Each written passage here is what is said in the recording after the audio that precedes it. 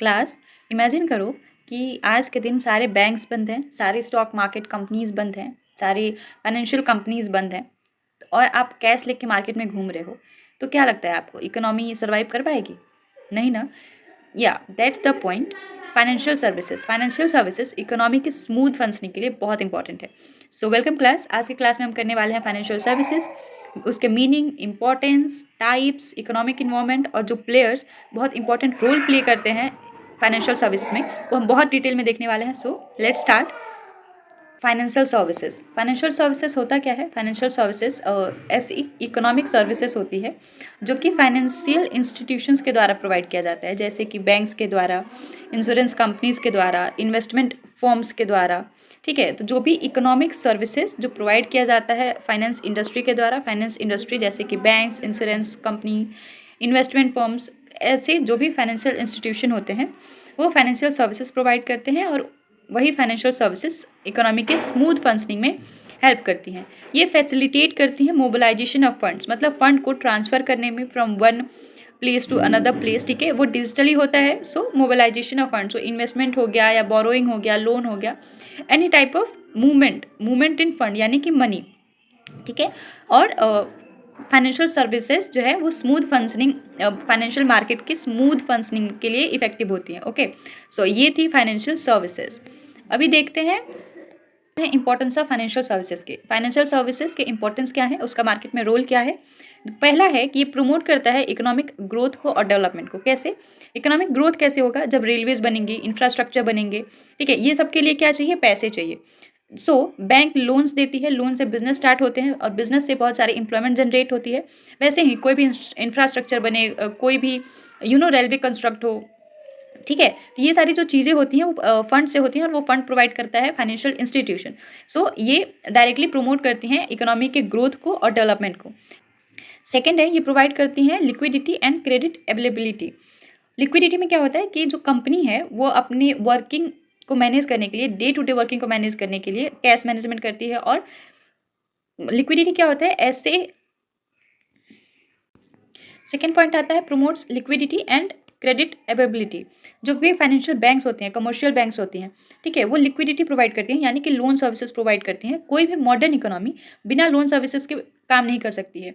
ठीक है, डेली जो फाइनेंशियल बैंक्स है वो बहुत सारे लोगों को लोन देता है। स्टूडेंट लोन हो गया, बिजनेस लोन हो गया, व्हीकल लोन हो गया, कार लोन हो गया, होम लोन हो गया। सो वैरायटी ऑफ लोन्स प्रोवाइड करती है। ठीक है, और अवेलेबल कराती है कैश का मार्केट में। जब भी इंपॉर्टेंट होता है कैश का, लोग फाइनेंशियल इंस्टीट्यूशन से, बैंक से कैश बोरो करते हैं और मोबिलाइजेशन ऑफ फंड करते हैं, फंड को ट्रांसफर करते हैं।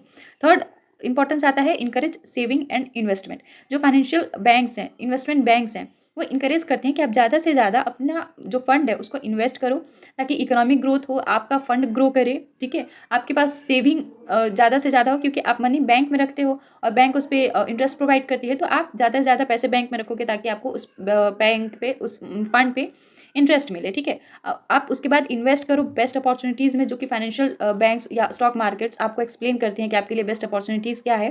सो इनकरेज करती हैं सेविंग को, इन्वेस्टमेंट को, इन्हेंस करती है रिस्क मैनेजमेंट। ठीक है, कंपनी, किसी भी कंपनी के लिए या नॉर्मल ह्यूमन बींग के लिए फंड बहुत ज़रूरी है, पैसे बहुत ज़रूरी हैं। तो बिजनेस में रिस्क बहुत बढ़ जाता है अगर कंपनी में फंड नहीं होता है, उनकी डे टू डे एक्टिविटीज़ रुक जाती है, प्रोडक्शन रुक जाती है। ठीक है, तो इस रिस्क को कम करने के लिए फाइनेंशियल बैंक मनी का, फंड का मैनेजमेंट इन्हेंस करती हैं इंश्योरेंस पॉलिसी प्रोवाइड करके। ठीक है, कि अगर बिजनेस को कोई मैसिव लेवल पे नुकसान हो गया, वो उनको इंश्योरेंस क्लेम कर सकते हैं और हेजिंग ऑप्शंस प्रोवाइड करती है। ठीक है, बिजनेसेस को। ये था इंपॉर्टेंस ऑफ फाइनेंशियल सर्विसेज। अब बात करते हैं types of financial services. Financial services 4 types के होते हैं: banking services, insurance services, management services and credit services. ये चारों टाइप्स के सर्विसेज फर्दर डिवाइडेड है। Okay, so we will study them in the next slide. The first is banking services. Banking services किसी भी business को बहुत सारी facility provide करती है, जैसे कि आप इन्वेस्टमेंट सर्विसेज प्रोवाइड करती है। ओके, आप लोन ले सकते हो, आप अपनी सेविंग्स उसमें रख सकते हो, फंड ट्रांसफर कर सकते हो। ठीक है, कंसल्टेंसी सर्विसेज कर सकते हो। सो बैंकिंग सर्विसेज में बहुत सारी सर्विसेज आती हैं।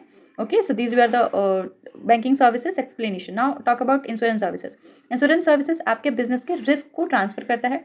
ठीक है, वो इंश्योरेंस प्रोवाइड करता है। बहुत टाइप्स के इंश्योरेंस होते हैं: life insurance, health insurance, car insurance, okay, business insurance, general insurance. Okay, so ये इंश्योरेंस आपके रिस्क को ट्रांसफर करता है, आपके बिजनेस के रिस्क को ट्रांसफर करता है। एसेट मैनेजमेंट सर्विसेज, इसमें क्या आता है कि आपके बिजनेस में जितने भी एसेट्स हैं उनको फाइनेंशियल इंस्टीट्यूशंस मैनेज करती हैं। यानी कि एक्सपोर्ट मैनेजर्स आपके बिजनेस के सर्विसेज को एसेट्स को मैनेज करेंगे और अपनी एक्सपोर्ट सलाह देंगे कि आप अपने एसेट्स को कैसे इन्वेस्ट करें, कैसे यूज़ करें ताकि उसका बेस्ट पोटेंशियल यूटिलाइज हो। क्रेडिट सर्विसेज में आपके लोन्स प्रोवाइड किया जाता है, बोरिंग्स प्रोवाइड किया जाता है। इसमें आप डिसाइड करते हो कि बेस्ट तरीके कौन से हैं आपको अपने बिजनेस में फंड लेने के लिए। Okay, so these we are the 4 types of financial services. अब सब टाइप्स देखते हैं फाइनेंशियल सर्विसेज के।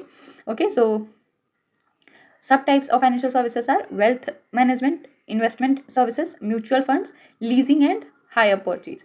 All right. So okay. So let's talk about wealth management.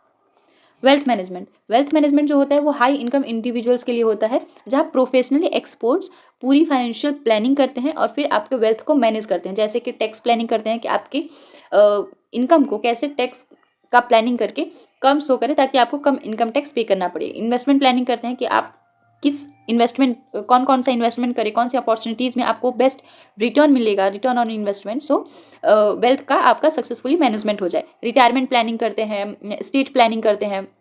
Okay, so these are some types of planning that comes under the wealth management. Now let's talk about the investment services. Investment services में यही आता है कि बहुत सारे opportunities होती हैं हर एक बिजनेस के पास, इंडिविजुअल्स के पास, तो और बहुत सारे अपॉर्चुनिटीज़ में से हम बहुत सारे फैक्टर्स को कंसीडर करते हैं कि हमारे कंपनी के लिए बेस्ट इन्वेस्टमेंट सर्विसेज कौन है जिस पर रिस्क बहुत कम हो और रिटर्न ऑन इन्वेस्टमेंट बहुत ज़्यादा हो। So that is investment services. Mutual fund क्या होता है? म्यूचुअल फंड में बहुत सारे इन्वेस्टर्स अपना जो मनी है उसको इन्वेस्ट करते हैं। ठीक है, कैसे? म्यूचुअल फंड में बहुत सारे इन्वेस्टर्स का मनी इकट्ठा किया जाता है, एक फंड बनाया जाता है और एक्सपर्ट्स उस फंड को इन्वेस्ट करते हैं किसी भी कंपनी के बॉन्ड्स में, स्टॉक में। ठीक है, इससे प्रॉफिट सब इन्वेस्टर्स में डिवाइड होता है। ठीक है, based on their proportion of investment. ठीक है, जितना फंड उन्होंने इन्वेस्ट किया है उतना उनका प्रॉफिट शेयरिंग होगा। ठीक है, फंड्स, म्यूचुअल फंड्स बहुत तरह के होते हैं, जैसे equity funds, debt funds, hybrid funds, index funds, SIP भी एक म्यूचुअल फंड का टाइप है। Okay, so these are the sub types of funds and definition of mutual funds.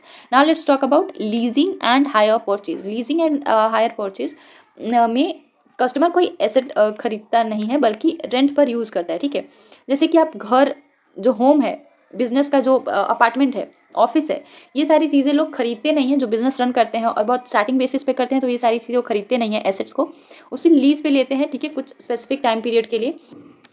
कोई भी कंपनी अपने बिजनेस की प्रॉपर्टी को, ऑफिस की प्रॉपर्टी को लीज पे लेती है सम टाइम पीरियड के लिए, जिसमें फुल अमाउंट पे नहीं होता है, रेंट की तरह पे होता है।